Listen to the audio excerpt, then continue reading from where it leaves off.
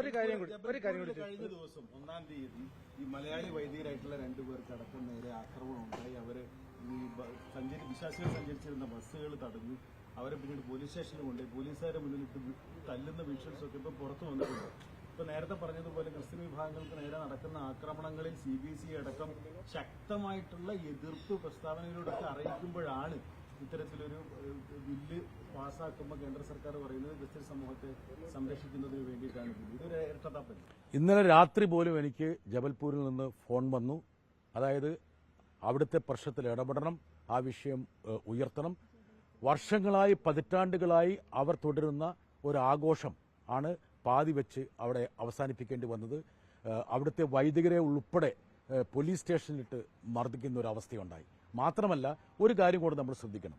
ഇപ്പോൾ ഈ പറഞ്ഞ ആന്റി കൺവേർഷൻ നിയമങ്ങളുടെ പേരിൽ കൊണ്ടുവന്നിരിക്കുന്ന വ്യവസ്ഥകൾ എന്താണെന്നുള്ള കാര്യം ക്രൈസ്തവ സമൂഹം മനസ്സിലാക്കണം.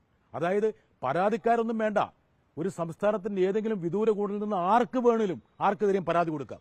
പരാതി കൊടുത്തു കഴിഞ്ഞാൽ അപ്പം പിടിച്ച് നോൺ ബെയിലബിളായിട്ട് അറസ്റ്റ് ചെയ്തിരിക്കുകയാണ്. ഞാൻ പാർലമെന്റിൽ തന്നെ ചൂണ്ടിക്കാണിച്ചൊരു കാര്യമുണ്ട്. അതായത് ബറേലിയിൽ ബൈബിള് വീട്ടിലുണ്ടായി എന്ന ഒറ്റ കാരണത്താൽ 2 പേരെ പിടിച്ച് 6 മാസത്തോളം ജയിലിലിട്ടു.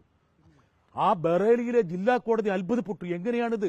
ലോകത്തിൽ ഏറ്റവും കൂടുതൽ വിറ്റഴിക്കപ്പെടുന്ന ഒരു പുസ്തകം വീട്ടിൽ വെക്കുന്നു. അങ്ങനെ ലൈബ്രറിയിൽ ഖുറാനും ബൈബിളും ഗീതയൊന്നും വെക്കാൻ പാടില്ലേ? പിന്നെ ഒരു കാര്യം കേരളത്തിലെ ക്രൈസ്തവ സമൂഹം എന്റെ സ്നേഹിതന് മനസ്സിലാക്കേണ്ട ഒരു കാര്യമുണ്ട്. ഈ ആട്ടിൻ തോലിട്ട ചില ചെന്നായികളുണ്ട്. ആ ചെന്നായികളെ തിരിച്ചറിയണം.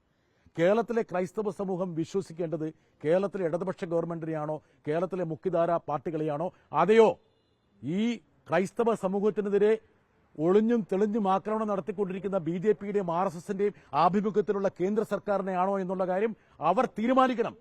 അവർ തീരുമാനിച്ചിരിക്കണം. അല്ലെങ്കിൽ ആ വിഭാഗത്തിലെ വിശ്വാസികൾ അത് തീരുമാനിക്കും. ഒറ്റ കാര്യം കാരണം ലോക്സഭയിൽ പ്രിയങ്ക